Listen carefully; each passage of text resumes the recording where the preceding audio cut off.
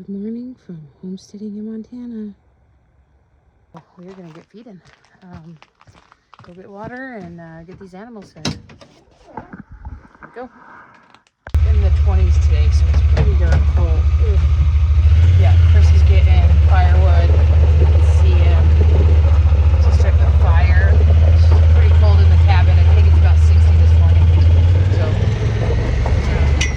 it's crazy that thing. Like we can get it like really hot, or it gets really cold.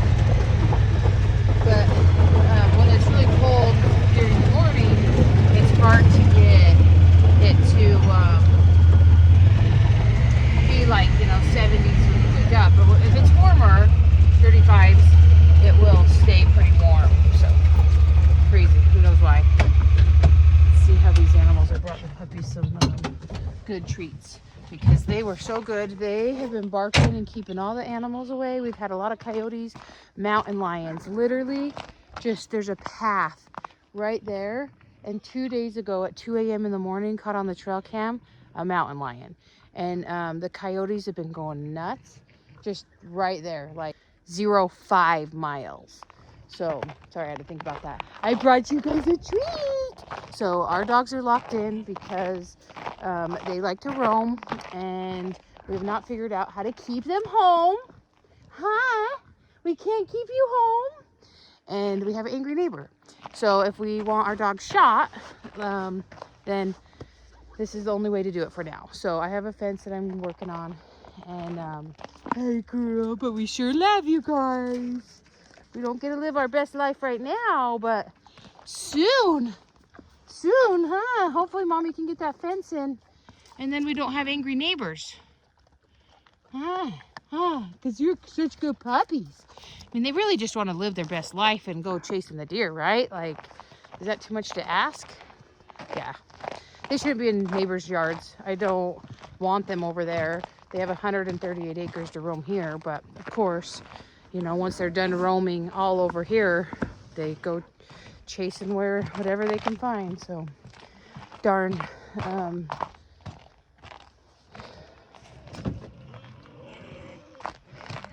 doggies. But we got our goats.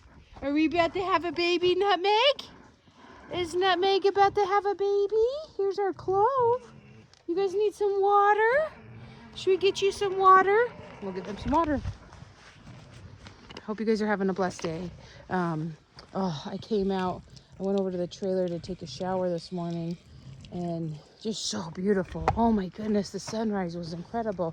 You can see it in my shorts, actually. I think I did a YouTube short this morning because it was so beautiful. Like, oh my goodness. Okay, these piggies are about to they're just so hungry. So, yeah, everyone's ready to eat. Everyone's ready to eat. Here's our piggies. So I lock them in at night so that they're safe from the coyotes. And we're gonna let them out. Ah, yes, we are. Look at these big piggies.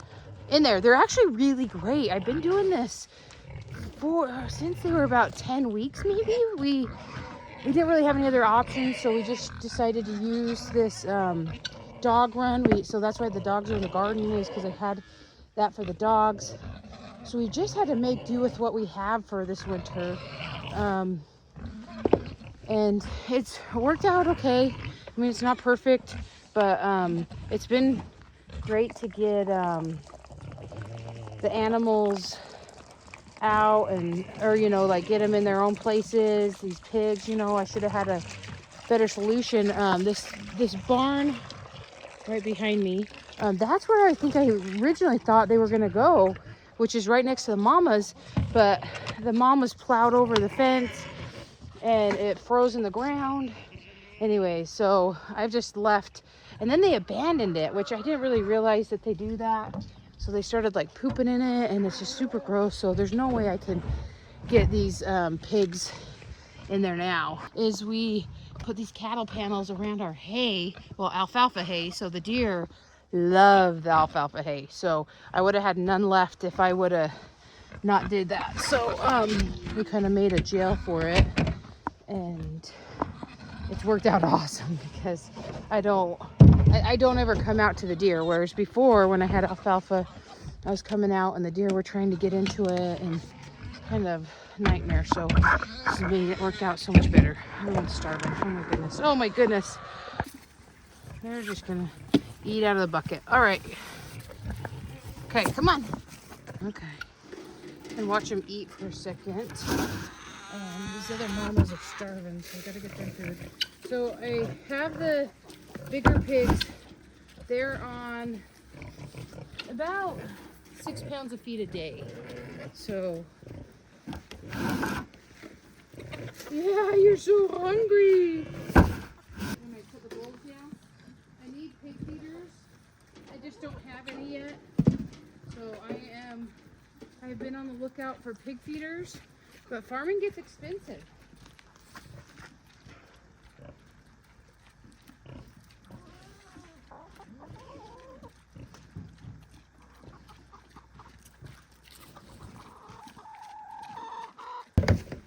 Two of these are my feeder pigs. So this one I'm going to keep for a sow.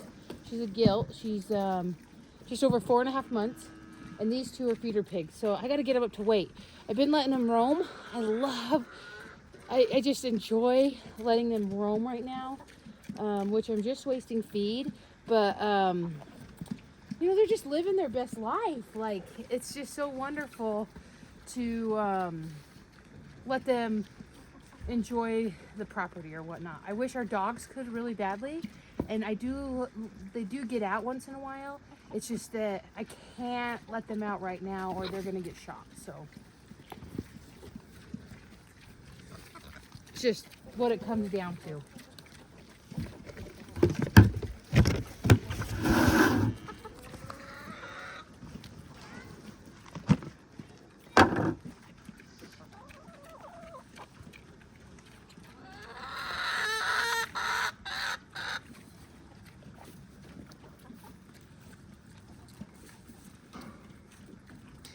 So I started using my kids' sled to get hay in for the animals. It's so much easier.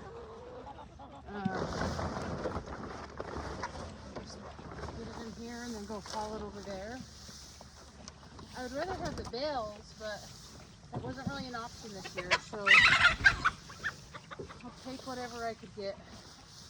And they're hungry. Are you guys hungry?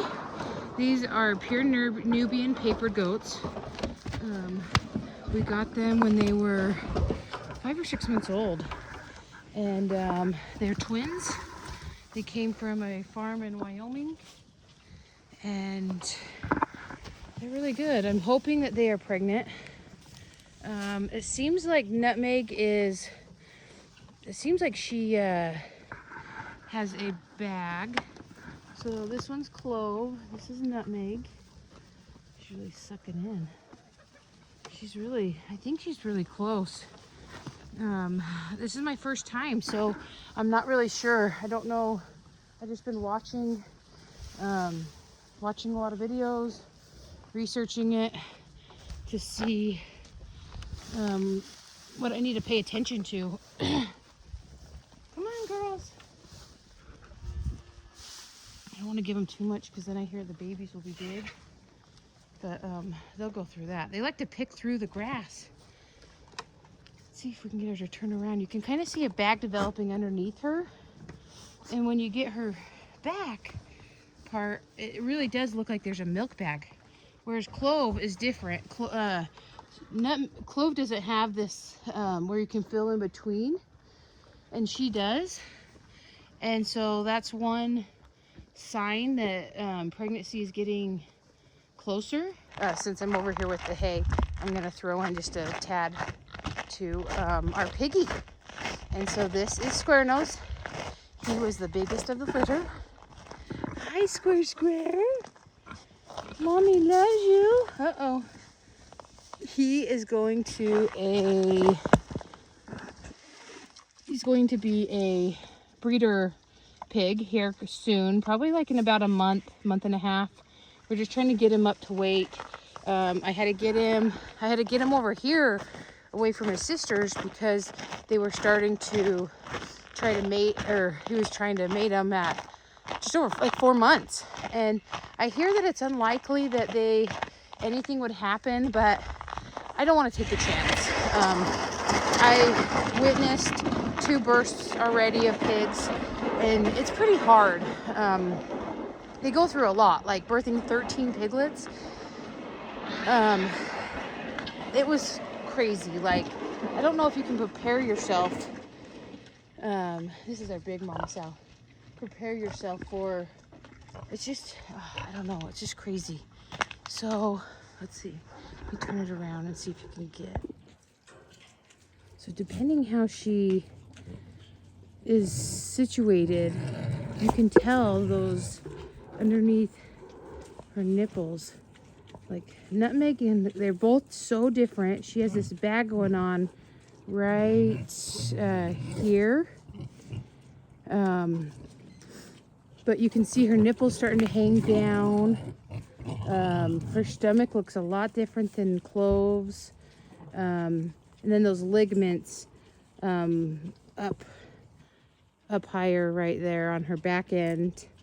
And then, yeah, so we'll see. I mean, it could be another month. It could be a month and a half. But we're looking forward to seeing babies on here and getting some milk. So the cool thing about the Nubians are that their milk content is a lot fattier, and so you're able to make your cheeses and butter and that kind of thing. And so that was one thing that that just captured me, and I just was able to find someone that was a good breeder that had the girls that she was looking to sell. So and then I found a place in Utah.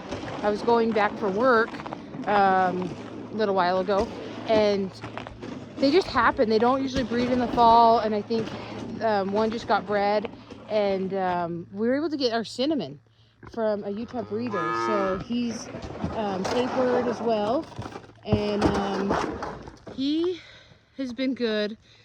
So I'm gonna go get their grain really quick, and then I will move their feed over to the other place. So that's kind of why I chose Nubian. I would love a Jersey cow, but we got to get a barn up, and they're very expensive.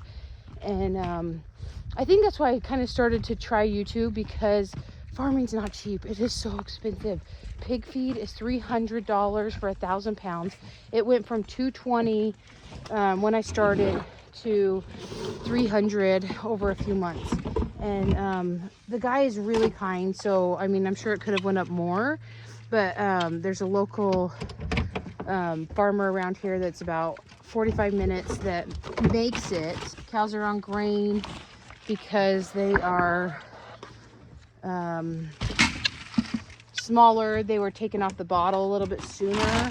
Not my doing, just when I got them, they would have been taken off already for about a month, so I didn't see the use of going back. So I'm putting grain and alfalfa pellets in here. They're getting some pellets, or they're getting alfalfa in their feed, so I'm not feeding them as much alfalfa.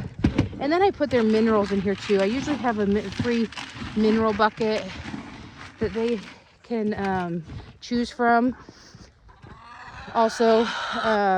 But I anyways, have them on some grain and alfalfa pellets to get us through the winter, and then we're gonna get them out on this pasture, and I am so excited about it. I hope you guys have been following my adventures of cleaning up this forest. It has been a wild ride. It is a lot of work, but oh my goodness, I will take you on a quick tour of I think the video that's going to be released today is a video on what I did last weekend. I spent a lot of the day Saturday cleaning up, and I feel like this week I'm going to focus on this one area and try to get as much done as I can. I got a lot of friends right here. Oh my goodness. Stay down. Hey, I want this grain. And the cinnamon's going to hurt me. Okay, get back. Oh my goodness, look at this. Okay. Let's spread it out. Let's get it spread out. Okay. Yeah, munchy munchies. Munchy munchies. So, I'm gonna work on this one area this week and get it cleaned up, and it is actually quite a bit. I am very excited. It's been a lot of work in the workings. I spent a lot of time last spring working on that area, and then we just had a little bit left to do, so I just got to wrap it up here. Last week, sweet friend of mine, my neighbor, he mills wood, so he gave me a bunch of shavings, so I mixed those. I put them all down in here. I think the chickens have kind of gone through, but it cleaned it up a lot, so hoping to get some more of that this week, so I can get them bedding, get the goats some bedding, some of the pigs some more of that. It's free, so the kids and I just got to go haul it back. So they've ate up their grain. Here's their grass. I just had a wheelbarrow. Hopefully I can get them some feeders here soon, but yeah, I have a lot to work on. Is that yummy, guys? Is that so yummy?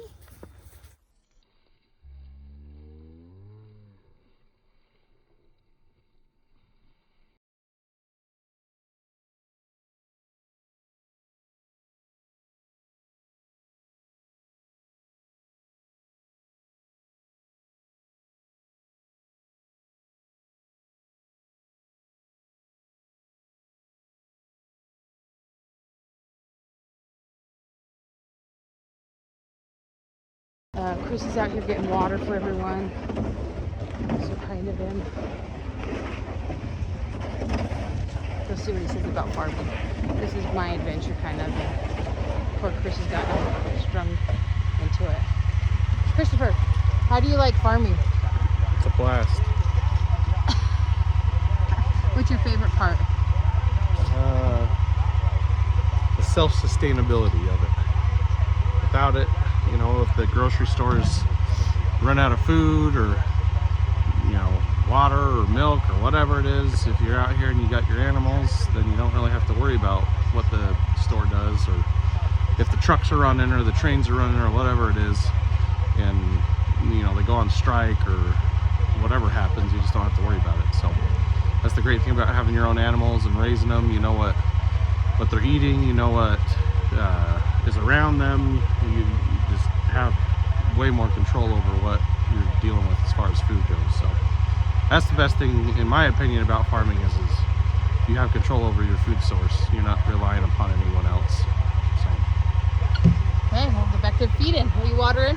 Yeah, I gotta get the pigs filled up because they like to tip over their 45-gallon bucket of water here. They think it's a blast to just tip it over and then laugh about it, and then we have to come out here and fill it up with these 6-gallon jugs over and over and over again because it's too cold out here for a water hose and whatnot. So this is how you got to do it, at least for now. Eventually we'll get a better system in place. So. Yeah, hoping for a tractor. My dream is just, I keep thinking like, oh, hopefully sooner than later we can get us a tractor, because I could be moving logs, I could be trenching stuff. I would have my fence already done if I had a tractor. So much more I could do out here if I had a tractor, but we're just trying to get through. We spent all of our money that we sold our house with to buy the land, and so that was kind of the thing that put us in a crunch. Was the land was really too much, but we loved it. It checked off all of our boxes. For Chris, it was shooting. He wanted a place where he could shoot, and so that checked that off. Back to national forest, mountain, no one's behind us, and for me it was the ponds. So when I came April, May, ponds were full. All I could think about was canoeing and kayaking on our ponds. And if you see my video of maybe city to country living or something, I think, and maybe some of my other videos have us canoeing our ponds. It's just incredible. Like, it's mind-blowing. you know, it just takes me back to last spring, summer when the elk came, and I would be canoeing the ponds, and at some points they stretch 50 feet across, like, because the water level gets so high. So it all depends on how much water comes off the mountain and whatnot out of these springs, these natural springs out of the ground. And the elk would come running through the water while I was like canoeing it, and you'd have deer come through, and it was just I have never experienced anything like that. Like, it was just so incredible. And then last spring, the May, June, and July, the elk calved their babies just on the other side of the pond. So the pond comes through our property up against the mountain, and it runs along here, and it goes to our front property. And it's kind of like a river, except that there's no flow to it really. Like, it's just real calm, so they call it a pond. But you would think that it was like a river, other than there's no flow, because it's just so big. But anyway, so not that far away, so just right over there, the pond comes through, and the other side is what we call our hunting side, and that's where they calve. It's so incredible. And they even came over here. The kids and I were gone one day, and just right in here, the elk came out, and Chris came out or whatever from working for a few minutes, and they were just right out here. So that was pretty incredible to see the videos. And then we've caught them several times, just going right back here, and then they just like hike up these mountains. And we've seen some twin black bears, and everything travels back there, a moose, and it's literally, the path is just right there. It's so crazy how close it is, which can be scary because it's like we have all these animals right here, but we have the dogs, we have the guinea hens.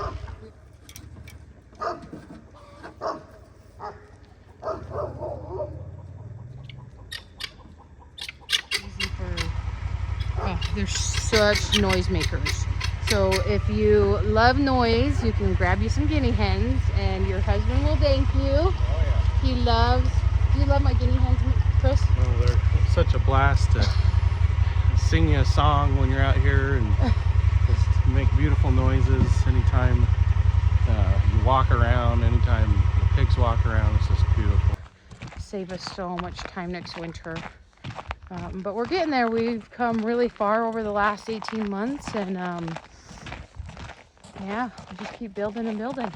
So like you can kind of see through. It's a little bit of path we've cleaned just right there, like, because you see the mountain, the start of the mountain, the pond is the bottom of that, and then that's the trail that we just it's mind-blowing to think that the mountain lions, the bears, you know, moose, elk, everything walk just right there. And where we live, just right up there. So this is a crazy adventure, huh? Oh, are we trying to get the dogs? Okay. Yeah, the escape artists. Escape artists. These poor things. I feel so bad for them. They just want to live their best life, and it's just so sad that we can't let them do this right now. They got shot at last week already for crossing over to a neighbor's yard, and we just can't let that happen again. So, darn it. Okay, square nose. Let me get you some water. But it's such beautiful country here. Hi, buddy. Square, square.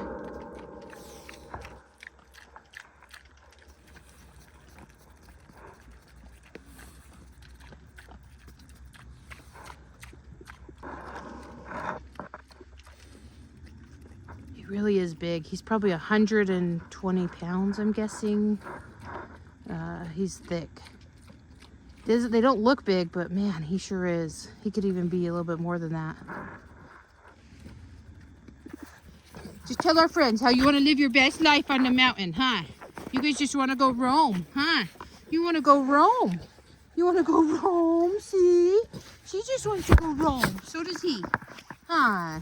But you can't roam into the neighbor's yard, huh?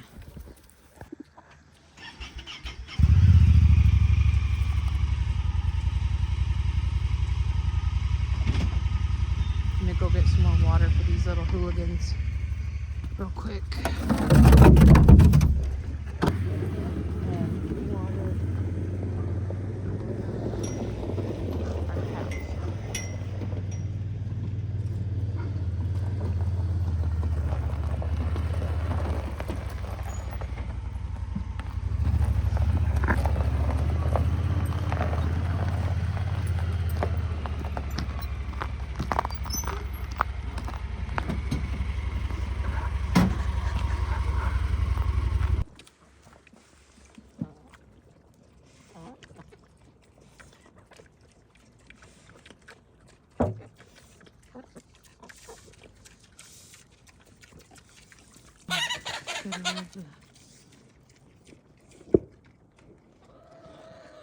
Male guinea hens.